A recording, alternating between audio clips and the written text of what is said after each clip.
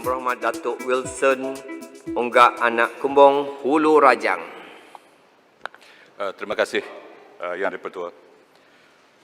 Polis dan masyarakat berpisah tiada. Barisan Harapan sentiasa waspada. Tegap perkasa pertahanan negara. Soalan nombor 5 mohon jawab dengan segera. Sila Menteri Dalam Negeri untuk menjawabnya. 3 minit. Terima kasih Yang Dipertua. Terima kasih di atas soalan daripada Yang Berhormat Hulu Rajang. Untuk makluman Tuan Yang Dipertua dan ahli-ahli Dewan, Pondok Polis Sungai Asap sedang beroperasi secara sewan di bangunan rumah kedai di Punan Land District, Sungai Asap, Belaga, dengan kadar sewan 3,000 sebulan, tanpa kemudahan kuartus dan anggota terpaksa menyewa di luar. Balai ini beroperasi dengan keanggotaan seperti berikut, iaitu seorang sarjan, seorang korporal dan 2 lance corporal. Cadangan projek masih tertangguh setakat ini kerana ada isu berkaitan dengan tapak tanah secara pengambilan yang masih di dalam proses. Itu di kawasan Bakun Resettlement Scheme. Cadangan tapak projek telah dikenal pasti dan proses pemilikan tanah sedang diusahakan. Mengikut kepada penetapan dasar kerajaan, menggariskan perancangan suatu projek perlu mempunyai perjawatan sebagai asas untuk pertimbangan serta mempunyai tapak yang berkeluasan 10 ekar yang disediakan oleh pihak kerajaan. Ini mengikut garis panduan dan peraturan bagi perancangan bangunan edisi tahun 2015. Dan penyenaran semula dalam perancangan projek Rancangan Malaysia Kedua akan dibuat setelah isu tanah ini diselesaikan. Manakala berkaitan dengan cadangan menaik taraf Balai Polis Belaga dan IPD Kapit, ianya akan dipertimbangkan untuk disenaraikan dalam rancangan pelaksanaan program Projek Plan Strategik PDRM tahun 2021 hingga 2025 di bawah pakej rancangan Malaysia 5 tahun dalam usaha PDRM untuk memenuhi keperluan dan meningkatkan imej serta rasa selamat penduduk. Pada masa ini, Tuan Yang Dipertua, pihak kementerian dan PDRM sedang memberi penumpuan dalam keutamaan bagi pembinaan projek sedia ada dan serta kerja-kerja menaik taraf premis PDRM yang uzur. Walau bagaimanapun, cadangan projek ini akan dipertimbangkan dalam rolling plan berikutnya setelah semakin keutamaan dibuat dan tertakluk kepada kelulusan projek pembangunan di bawah rancangan Malaysia ke-12 oleh Unit Perancangan Ekonomi Jabatan Perdana Menteri. Terima kasih, Tuan Menteri. Sila Hulu Rajang. Soalan tambahan pertama. Sarawak soal, Sabah jawab. Yang Berhormat Timbalan Menteri, terima kasih. Di kuasaan saya ada 2 dam yang beraset berbilion-bilion ringgit.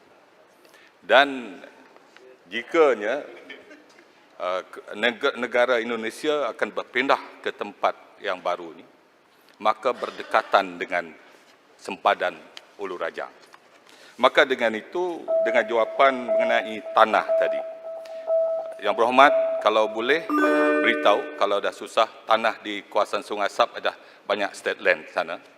Saya mahu kerana 4 anggota dalam Sungai Asap kurang lebih 20,000 penduduk, Yang Berhormat Timbalan Menteri. Maka dengan itu, saya mohonlah kalau boleh buat cepat-cepat. Dan kita tidak mahu perkara terjadi nanti. Jadi kita akan memberi masalah kepada sesiapa atau menunjuk jari kepada sesiapa. Yang dimohon Yang Berhormat Timbalan Menteri buat kerja dengan cepat supaya rakyat saya di pendalaman mengikuti jawapan Yang Berhormat Menteri pada pagi ini. Terima kasih. Terima kasih Hulu Rajang. Sila Timbalan Menteri jawab 1 minit. Yang Berhormat Hulu Rajang, saya memberi komitmen bahawa perkara ini akan dilihat dengan lebih serius dan tindakan cepat dapat dibuat untuk menyelesaikan masalah berkaitan dengan perolehan tanah tersebut. Dan jika itu masih menjadi masalah, maka alternatif lain kita akan dapatkan untuk menyelesaikan masalah ini. Terima kasih, Tuan Speaker. Tuan Speaker. Terima kasih. Saya jemput soalan tambahan yang kedua. Sembarang. Saya minta di sebelah sini Yang Berhormat Ledang. Terima kasih Tok Dipertua. Saya rasa memang menjadi keprihatinan kita berkenaan dengan keadaan balai-balai dan pondok-pondok polis. Ini mungkin sedikit keluar daripada soalan, tetapi ianya berkaitan dengan keadaan pondok-pondok polis dan balai polis yang sangat daif sejak zaman dulu lagi. Jadi saya mohon pihak kementerian untuk melihat berkenaan dengan apakah perancangan untuk menaik taraf balai-balai dan juga pondok-pondok polis di semua kawasan, bukan sahaja di kawasan di Sarawak ataupun Sabah, tetapi di semua kawasan di Semenanjung juga. Apakah perancangannya? Terima kasih. Sila Timbalan Menteri, 1 minit. Hormat Ledang, terima kasih di atas keprihatinan tersebut. Walaupun soalan ini di luar daripada skop soalan pada pagi hari ini, namun secara general, secara amnya, saya ingin memberitahu bahawa untuk pembaikan semula bagi balai-balai yang rosak, yang daif, yang lama, sebenarnya pada tahun 2019 lebih kurang 100 juta diperuntukkan untuk membuat pembaikan ini, pondok-pondok balai-balai polis yang daif. Terdapat lebih kurang 236 yang telah dapat diselenggarakan pada 2019 dan pada 2020 ini 67 juta lagi tambahan diberi untuk memperbaiki 323 lokasi di seluruh Malaysia.